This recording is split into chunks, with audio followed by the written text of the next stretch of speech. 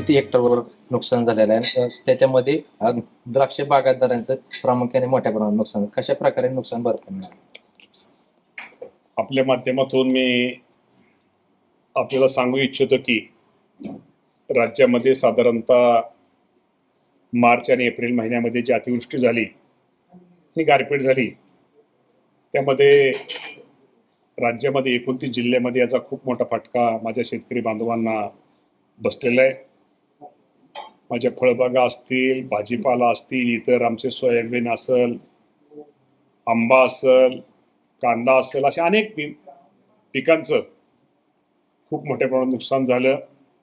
साधारणतः राज्याचा जर आज विचार करायचा झाला तर साधारणतः आजच्या आकडेवारीनुसार राज्यामध्ये 2,04,000 हेक्टरवरती साधारण एकरात जर हिशोब केला तर 5,12,000 एकर क्षेत्राचं नुकसान या राज्यामध्ये माझ्या शेतकरी बांधवांचं या अतिवृष्टीमुळं आणि अवकाळी पावसामुळं झालेलं आहे. विशेषतः केळी, गहू, मका, हरभरा, आंबा, ज्वारी, टरबूज, भाजीपाला, कलिंगड, डाळिंब, कांदा, संत्रा, द्राक्ष याचं मोठ्या प्रमाणामध्ये नुकसान झालेलं आहे. आणि काल आज 4 तारीख आहे आणि 4 दिवसामध्ये पुन्हा एकदा पाऊस जोरात पडलेला आहे. साधारणतः एप्रिल महिन्यामध्ये 29 जिल्ह्यापेक्षा 14 तालुक्यामध्ये याचं खूप मोठ्या प्रमाणामध्ये 16 जिल्ह्यामध्ये एप्रिल महिन्यामध्ये मोठं नुकसान झालेलं आहे. त्यामध्ये साधारणतः ते पण पिकं ही आहेत. त्यामुळं राज्यामध्ये एकूण नुकसान हे साधारणतः 5,12,000 एकर या प्रमाणात झालेलं आहे.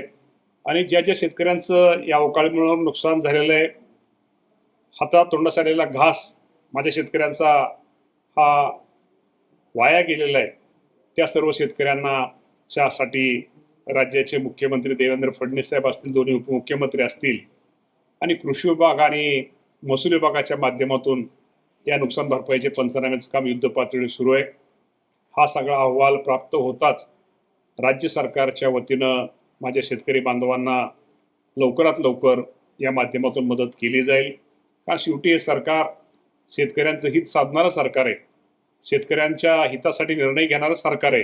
त्यामुळं शेतकऱ्यांसाठी निश्चित प्रकारे लवकरात लवकर ही मदत केली जाईल. राज्यामध्ये पुन्हा युरिया घोटाळा समोर आला.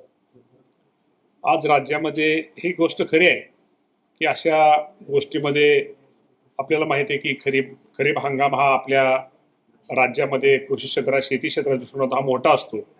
त्यामध्ये शेतकऱ्यांची मागणी युरिया, DAP ह्यासाठी खूप मोठ्या प्रमाणात असते.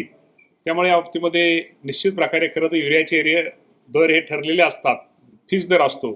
परंतु या बाबतीमध्ये जे कृषी केंद्र असतील किंवा एखादे दुकानं असतील, या बाबतीमध्ये जे कोण कुठं काळाबाजार करत असतील किंवा त्यांनी काही ठिकाणी काळाबाजार हे जरा उघड झाले, या बाबतीमध्ये चौकशी समिती आम्ही नेमलेल्या आहेत.